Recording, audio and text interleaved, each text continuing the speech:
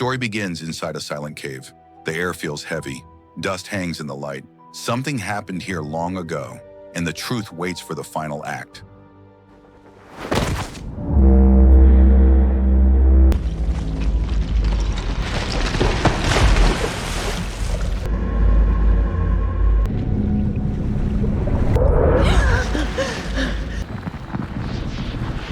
All decisions leading here were your own. From the moment you decided to pick up that fragment, you thought it was extraordinary. And you were right. Far away, Abby tries to keep her life together. She lost her mother years ago. Her big sister Beth stepped in to guide her. Beth became her anchor. Their father loves them, but Beth is the one who kept Abby steady. Then Beth gets cancer. Doctors give up. Abby refuses to accept it. She searches for hope and finds a company testing an experimental cure. It costs more than she can ever pay. She works as a geologist, but her normal job cannot cover the price. Abby decides to take a dangerous contract in the Georgian Caucasus, a harsh mountain region close to Russian-controlled areas. The job is simple on paper. Find uranium. The pay is high. The risk is higher. Abby agrees anyway. She thinks of Beth every time someone tells her to walk away. Months pass with no results. Beth grows weaker. Stress builds. Abby pushes herself harder each day. One morning she tells her colleague they should search deeper. He refuses. The area beyond the ridge belongs to Russian forces. They have no clearance. He will not cross the line. Later, her father calls. He is scared for her. He begs her to come home. Abby needs money, and the company will not pay her until she delivers proof. She feels trapped. The next day she heads out again. The land offers nothing. No clues, no minerals, only disappointment. Abby suggests exploring a nearby forest. Her colleague warns her about wild animals and refuses to go. Abby takes his gun and enters alone. The forest feels wrong. The air is quiet. The wind stays still. She walks deeper and spots a small black stone on the ground. It looks unnatural, smooth, perfect. Darker than anything she has studied before. She takes it with her. Back at camp, she hides the stone. She studies it in secret. It might be worth enough to pay for Beth's treatment. She decides not to tell the company she cannot trust them with something this unique. Her father calls again. Beth is in critical condition. Abby makes a decision. She must leave now. She tells her colleagues she might never return. A helicopter arrives to take her home. As they fly over Ossetia, the pilot talks about how he lived there before Russian forces took control 15 years ago. His voice carries old pain. Abby listens quietly. Then she sees something in the sky, a moving shape. It is not a bird. It is not a drone. It grows larger. It hits the helicopter and knocks out the power. The aircraft drops. The world shakes. Everything cuts to black. Abby wakes up inside wreckage. She tastes blood. One pilot is dead. The other still breathes but bleeds heavily. Abby tries to keep him alive. She holds pressure on his wound. She checks the radio. It is ruined. Her hands shake. Night falls. No rescue appears. The injured pilot dies at dawn. Abby realizes she is alone. The nearest road is 60 kilometers away. She packs food, water, and a gun. She tells herself she must reach Beth. She cannot die here. Before leaving, she hears faint static. She searches the wreck and finds a working walkie-talkie. She boosts the battery using parts from the helicopter. A voice comes through. His name is John. He says he survived another crash somewhere nearby. His leg is pinned. He cannot move. His long-range antenna broke. He cannot call for help unless someone reaches him. Abby checks her map. There is a lake 30 kilometers north. John mentions a lake in the distance. Abby knows it must be the same one.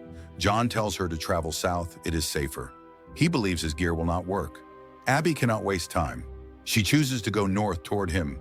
If his radio works, she might get a signal out and save both of them. If she goes south, Beth will not survive long enough. The train fights her at every step. Sharp cliffs, thick trees, loose rocks. John talks to her to keep her focused. He asks about her job. When she says she is a geologist, he guesses she was hunting uranium. Abby is surprised. He speaks like someone who knows more than he admits. She tells him about Beth. John listens calmly. His tone never changes. Even though he might die alone in the mountains, he talks like nothing scares him. Night falls again. Abby builds a small shelter. Cold air seeps into her bones. She takes out the black stone. It shifts in her hand. Its shape changes. It pulses like a machine. Abby drops it. Her pulse spikes. It is not a normal mineral. It might not be from Earth. The next morning she keeps moving. John keeps talking. His voice becomes too steady, too smooth. She starts to wonder who he really is. At one point she snaps at him. She tells him the battery will die if he keeps talking. He apologizes softly. She reaches a steep cliff. The climb looks impossible. She tells John. He tells her she tried her best. He says her sister might not make it. Abby gets angry. She tells him she does not need speeches. She needs to climb. She grips the rock. Her arms shake. One wrong step can kill her. She pushes up because she has no choice. Her sister waits for her, and time is running out. Abby keeps climbing the cliff, gripping every edge she can. Her hands shake. The cold bites. Then John's voice crackles through the radio. "You're my favorite." The words feel wrong. Abby freezes for a second. Before she can respond, he goes silent. She forces the thought away and climbs again. Her knife slips from her hand and falls into the darkness below.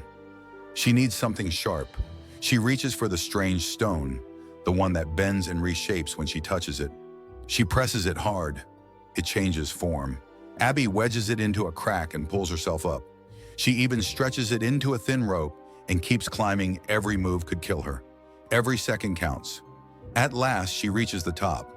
Wind cuts across the peak. Abby looks through her binoculars and spots the dark shapes again, drifting in the sky far ahead. A military base sits hidden between the mountains. Before moving on, she lights a fire and draws an arrow in the snow. If anyone searches for her, she wants them to know which way she went. As she starts her descent, the radio comes alive again. John warns her that the base rests inside enemy territory. He says soldiers guard it heavily and that anyone who steps inside dies. His voice tightens. No backup, no rescue, no chance. Fear hits her fast. Her foot slips. Abby falls hard and smashes her leg against a rock. Pain shoots through her body. She ties the wound with cloth and forces herself forward. By sunset, she spots a village. Snow covers the roofs. Chimneys sit cold. Not a single light glows. The entire settlement is abandoned. She limps into the nearest house. The walls smell like old dust. She finds food, but it is spoiled. Her stomach churns. That night, she treats her wound and injects morphine. Warmth spreads through her body. Her eyes grow heavy. Morning comes with a faint noise outside. Abby steps out slowly. A Russian soldier stands near the house. She ducks back inside. Snow crunches under his boots as he approaches. He enters to investigate. Abby raises her gun. He turns toward the sound. His hand stays near his weapon, but he does not draw it. Abby panics and fires. The bullet hits his leg. He falls, shouting in pain.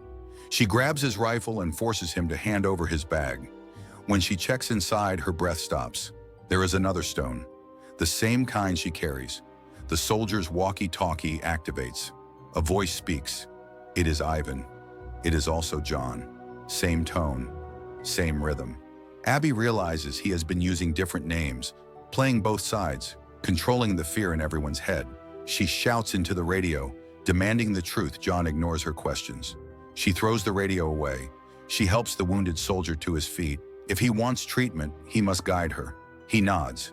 They cannot talk much, but both know they need each other. Their path leads toward the lake. Abby supports him, but he limps slowly and winces with each step. She regrets shooting him, but John's warnings had pushed her into panic.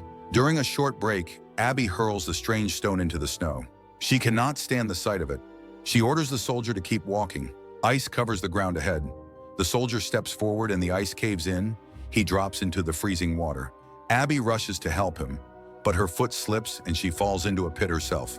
She claws her way out, gasping for air. Cold tears into her skin.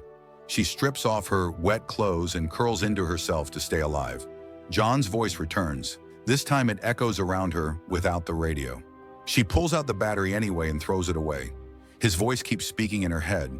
She shouts for him to stop. At some point, exhaustion wins. She collapses and dreams of Beth. Warm memories, soft voices, gentle hugs. A helicopter approaches in the distance. Abby forces herself to stand. She walks into the forest, legs shaking. She fights the cold, but her strength fades. Suddenly, the ground gives way. She falls into a cave, the same place shown at the beginning of the story. Hot steam rises from a spring. Her body floats in the warm water. She sees a corpse near her. Bones, decayed clothing. A badge reads the name John Black. Particles rise from the stone fragments. They drift toward Abby and attach to her skin. Darkness swallows her. She wakes in a strange world filled with floating stones. John's voice surrounds her. He says he crashed here 65 years ago. He says the crash was not an accident. These stones guided it. They are ancient, advanced, alive. They exist beside humans, not against them. They keep their hosts alive. John says he let them rebuild him. He believes he survived because he surrendered. He tells Abby she can join them. She refuses. She wants home. She wants her sister. A perfect world forms around her. Her home, her family. Beth is healthy and smiling. Abby realizes it is not real. It is only an illusion to convince her. She walks to Beth and speaks the words she never had the chance to say: love, fear, acceptance, life and death. She decides to leave. She opens the door. Snow fills the air. Light flashes. A rescue team appears. Abby wakes in an apartment. It belongs to Sergey, an old college friend. He tells her she was saved. Abby returns home the next day. Beth lies in bed, taking her final breaths. Abby holds her hand as their father cries beside them. Beth passes away peacefully. Thanks for watching, and don't forget to subscribe for more stories.